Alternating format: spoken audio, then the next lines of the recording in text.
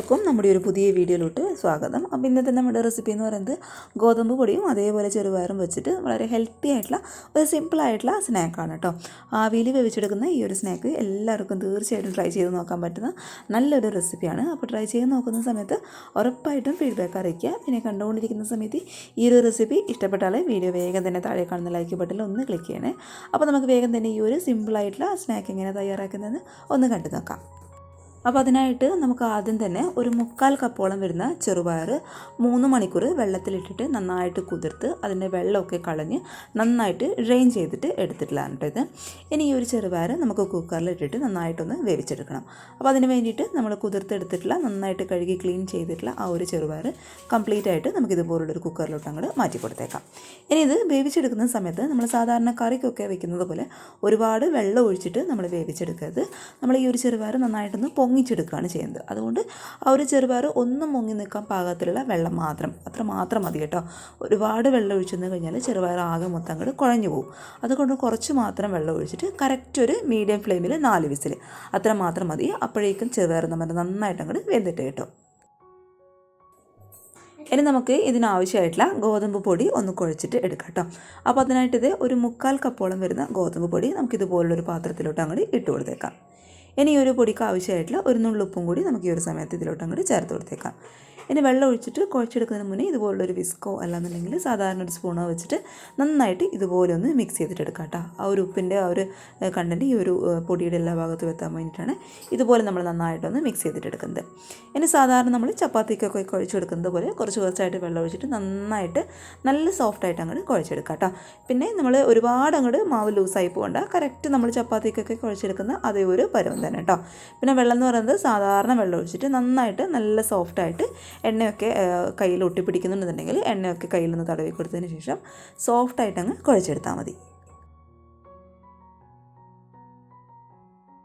നന്നായിട്ട് കുഴച്ചെടുത്തതിന് ശേഷം കുറച്ച് ഓയിലൊന്ന് തൂത്ത് കൊടുത്തിട്ട് നമുക്കിതൊരു 15 മിനിറ്റ് ഒന്ന് റെസ്റ്റ് ചെയ്യാൻ വേണ്ടിയിട്ട് അങ്ങ് മാറ്റി വെച്ചേക്കാം കേട്ടോ.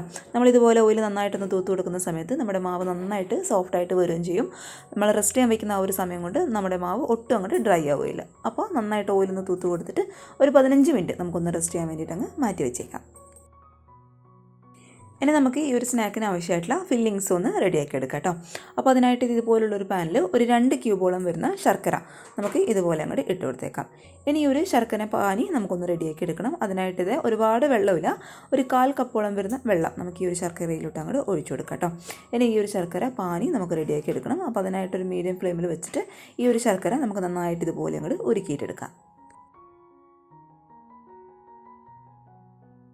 ശർക്കര നന്നായിട്ട് ഇതുപോലെ ഒന്ന് ഉരുകി വരുന്ന സമയത്ത് ഒരു 4 ടേബിൾ സ്പൂണോളം വരുന്ന ചിരകി എടുത്തിട്ടുള്ള തേങ്ങയാണ് കേട്ടോ ഞാൻ ചേർത്ത് കൊടുക്കുന്നത്. തേങ്ങയും കൂടി നമ്മുടെ ഈ ഒരു ഫില്ലിങ്സിൽ ഇടുന്ന സമയത്ത് നല്ലൊരു ടേസ്റ്റ് ആയിരിക്കും. അപ്പോൾ കറക്റ്റ് ഒരു 4 ടേബിൾ സ്പൂണോളം വരുന്ന തേങ്ങ, 4-5 ടേബിൾ സ്പൂൺ ആയാലും കുഴപ്പമൊന്നുമില്ല കേട്ടോ. തേങ്ങ നമ്മൾ ഇട്ട് കൊടുക്കുന്ന സമയത്ത് നമ്മുടെ ഫില്ലിങ്സിന് നല്ലൊരു ടേസ്റ്റ് ആയിരിക്കും. അപ്പോൾ ആ ഒരു ശർക്കരപ്പാനി ഈ ഒരു തേങ്ങ ഇട്ട് കൊടുത്തതിന് ശേഷം ഒന്നും കൂടി ഒന്ന് തിളച്ച് വരട്ടെ. അപ്പോൾ ശർക്കര പാനിയും തേങ്ങയും ഇതുപോലെ ഒന്ന് തിളച്ച് തുടങ്ങുന്ന സമയത്ത് നമ്മൾ നേരത്തെ വേവിച്ചെടുത്തിട്ടുള്ള ചെറുപയർ ഈ ഒരു രീതിയിലാണ് കേട്ടോ നമ്മൾ വേവിച്ചെടുക്കേണ്ടത്. ഒരുപാട് അങ്ങോട്ട് പേസ്റ്റ് പരുവത്തിലാവാൻ പാടില്ല, നമുക്ക് ചെറുതായിട്ടൊന്ന് കടിക്കാൻ വേണ്ടിയിട്ട് കിട്ടണം. അപ്പോൾ നന്നായിട്ട് ഇതുപോലെ ഒന്ന് മിക്സ് ചെയ്തിട്ട് കൊടുക്കാം കേട്ടോ. നമ്മളിതുപോലെ മിക്സ് ചെയ്യുന്ന സമയത്ത് ചെറുതായിട്ട് സ്പൂൺ വെച്ചിട്ട് ഒന്ന് ഉടച്ചു കൊടുത്തു കഴിഞ്ഞാൽ നല്ല പേസ്റ്റ് പരുവത്തിലാവും. അപ്പോൾ അതിന് വേണ്ടിയിട്ടാണ് ഇതുപോലെ നന്നായിട്ടൊന്ന് പ്രസ് ചെയ്തിട്ട് മിക്സ് ചെയ്തിട്ട് എടുക്കുന്നത്. അപ്പോൾ നമ്മുടെ ഫില്ലിങ്സ് ഇവിടെ റെഡി ആയിട്ടുണ്ട്. ഇനി ഇത് നമുക്കങ്ങ് മാറ്റി വെച്ചേക്കാം. ഇനി നമ്മൾ നേരത്തെ കുഴച്ചിട്ട് മാറ്റി വെച്ചിട്ടുള്ള ചപ്പാത്തി മാവ് ഇതുപോലെ ഒന്ന് റോൾ ചെയ്ത് കൊടുത്തതിന് ശേഷം കത്തി വെച്ചിട്ട് നമുക്ക് ചെറിയ ഉരുളകളായിട്ട് ഒന്ന് കട്ട് ചെയ്തിട്ട് എടുക്കാം കേട്ടോ. നമ്മളിതുപോലെ കട്ട് ചെയ്തെടുക്കുന്ന സമയത്ത് കറക്റ്റ് ആ ഒരു ഷേപ്പിൽ കിട്ടാൻ വേണ്ടിയിട്ടാണ് കത്തി വെച്ചിട്ട് നമ്മൾ ഇതുപോലെ അങ്ങോട്ട് കട്ട് ചെയ്തിട്ട് എടുക്കുന്നത്. ഇനി ഈ ഒരു ഉരുളയുടെ 2 ഭാഗത്തും കുറച്ച് ഗോതമ്പ് പൊടി ഒന്ന് തടവി കൊടുത്തതിന് ശേഷം നമ്മൾ ചപ്പാത്തി കോല് ഉപയോഗിച്ചിട്ട് നന്നായിട്ടൊന്ന് പരത്തിയിട്ടെടുക്കാം കേട്ടോ.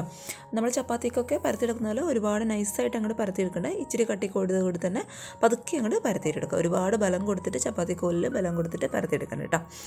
ഇനി ഈ ഒരു പരത്തിയെടുത്തിട്ടുള്ള ചപ്പാത്തി മാവിൻ്റെ മുകളിലോട്ടായിട്ട് കുറച്ച് എണ്ണ നമുക്ക് ഇതുപോലെ ഒന്ന് തൂത്തിട്ട് കൊടുക്കാം. അതേപോലെ അതിൻ്റെ മുകളിലോട്ടായിട്ട് കുറച്ച് ഗോതമ്പ് പൊടിയും ഇതുപോലെ നമുക്ക് ജസ്റ്റ് ഒന്ന് തൂക്കി കൊടുക്കാം കേട്ടോ. ഒരുപാട് വേണ്ട, കുറച്ച് മാത്രം മതി. ഇനി ഇതിൻ്റെ മുകളിലോട്ടായിട്ട് മുകളിലോട്ട് നമ്മൾ നേരത്തെ ഫില്ല് ചെയ്തിട്ട് മാറ്റി വെച്ചിട്ടുള്ള നമ്മുടെ ആ ഒരു ഫില്ലിങ്സ് ഇതുപോലെ റോൾ ചെയ്തിട്ട് നമുക്കിതിൻ്റെ മുകളിലോട്ടായിട്ട് അങ്ങോട്ട് വെച്ചെടുക്കാം. എന്നിട്ട് പതുക്കെ ഈ ഒരു വീഡിയോയിൽ കാണുന്ന പോലെ ജസ്റ്റ് ഇതുപോലെ ഒന്ന് ഫോൾഡ് ചെയ്തിട്ട് എടുക്കാം കേട്ടോ. പതുക്കെ ഇതുപോലെ അങ്ങോട്ട് ചെയ്ത് കൊടുത്താൽ മതി. ബാക്കിയുള്ള മാവൊക്കെ പതുക്കെ ഈ ഒരു വിരൽ ഉപയോഗിച്ചിട്ട് ഇതേപോലെ സെൻറ്ററിലാക്കിയിട്ട് കൊണ്ടുവരും കേട്ടോ. എന്നിട്ട് പതുക്കെ ഈ ഒരു രീതിയിൽ അങ്ങോട്ട് ചെയ്ത് കൊടുക്കുക. നന്നായിട്ട് പ്രസ് ചെയ്തിട്ട് നല്ല സെക്യൂറായിട്ട് തന്നെ ഒട്ടിച്ചു കൊടുക്കുക.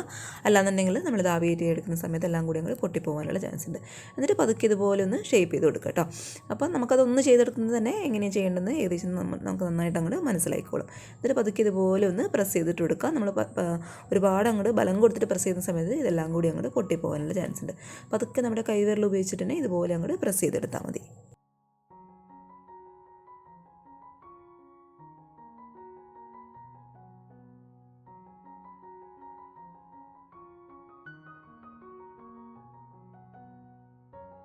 എല്ലാ മാവിലും ഇതുപോലെ ഫില്ലിങ്സ് ഒന്ന് വെച്ച് കൊടുത്തതിന് ശേഷം ഞാൻ ഇതുപോലെ ഒരു ഇഡ്ഡലിത്തട്ടാണ് കേട്ടോ എടുത്തിട്ടുള്ളത്.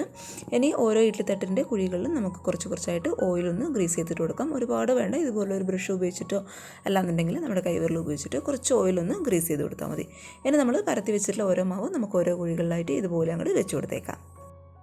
ഇനി ഒരു സ്റ്റീമറിൽ ഹൈ ഫ്ലെയിമിൽ കറക്റ്റ് 10 മിനിറ്റ് ഇത് നമുക്ക് നന്നായിട്ടൊന്ന് വേവിച്ചിട്ടെടുക്കാം.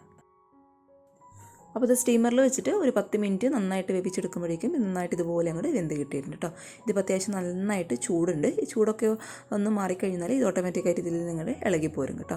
ഞാനിപ്പോൾ ഷൂട്ട് ചെയ്യേണ്ട ഒരു ധൃതി കൊണ്ട് പെട്ടെന്ന് ഇതിൽ നിന്ന് അങ്ങ് എടുക്കുന്നേ ഉള്ളൂ. അപ്പോൾ ചൂടോടുകൂടി എടുക്കുന്ന സമയത്ത് ഇത് പതുക്കെ നന്നായിട്ട് കെയർ ചെയ്തിട്ട് എടുക്കുക. അല്ലെന്നുണ്ടെങ്കിൽ ഇതവിടെ ഒട്ടിപ്പിടിച്ചിരുന്ന് പൊട്ടിപ്പോകാനുള്ള ചാൻസ് ഉണ്ട്. അപ്പോൾ ഇത് ഇങ്ങനെയാണെങ്കിൽ ഇങ്ങനെ തന്നെ കഴിക്കാം. പക്ഷേ ഇങ്ങനെ കഴിക്കുന്ന സമയത്ത് നല്ല സോഫ്റ്റ് ആയിട്ടുള്ള ഫീലിംഗ് ആയിരിക്കും നമ്മൾ കഴിക്കുന്ന സമയത്ത് ഉണ്ടാവുക.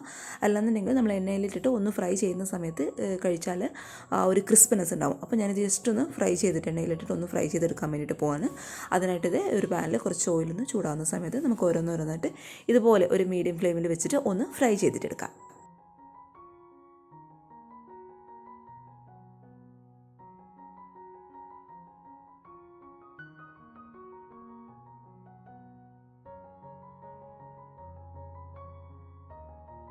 അപ്പോൾ ഇതുപോലെ രണ്ട് സൈഡും നന്നായിട്ടൊന്ന് മുരിച്ചെടുക്കുന്ന സമയത്ത് നമ്മൾ കഴിക്കുമ്പോൾ നല്ലൊരു ക്രിസ്പിനെസ് ഉണ്ടാകും കേട്ടോ. അപ്പോൾ അതിന് വേണ്ടിയിട്ടാണ് ഓയിലിട്ടിട്ട് നമ്മളിതുപോലെ ഒന്ന് ഫ്രൈ ചെയ്തിട്ടെടുക്കുക.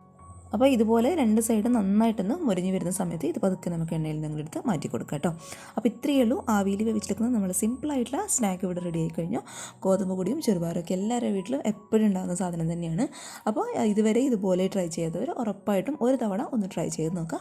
പുറമേ നല്ല ക്രിസ്പിയും ഉള്ളിൽ നല്ല ജ്യൂസി ആയിട്ടുള്ള ഫില്ലിങ്സോട് കൂടിയിട്ടുള്ള ഒരു അടിപൊളി സ്നാക്ക് തന്നെയാണ് കേട്ടോ.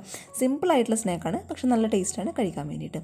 അപ്പോൾ എല്ലാവർക്കും ഇഷ്ടമെന്ന് വിചാരിക്കുന്നു. ഇഷ്ടപ്പെട്ടാൽ ഉറപ്പായിട്ടും ഒന്ന് ട്രൈ ചെയ്ത് നോക്കുന്ന സമയത്ത് ഫീഡ്ബാക്ക് അറിയിക്കുക. പിന്നെ ഈ ഒരു സ്നാക്ക് ഇഷ്ടപ്പെട്ടവർ വേഗം തന്നെ താഴെ കാണുന്ന ലൈക്ക് ബട്ടണിൽ ഒന്ന് ക്ലിക്ക് ചെയ്തിട്ട് സപ്പോർട്ട് ചെയ്യണേ. അപ്പോൾ നാളെ ഇതിനേക്കാൾ നല്ലൊരു വീഡിയോ ആയിട്ട് കാണും വരെ thank you for watching സിംനാസ് food well. Bye bye.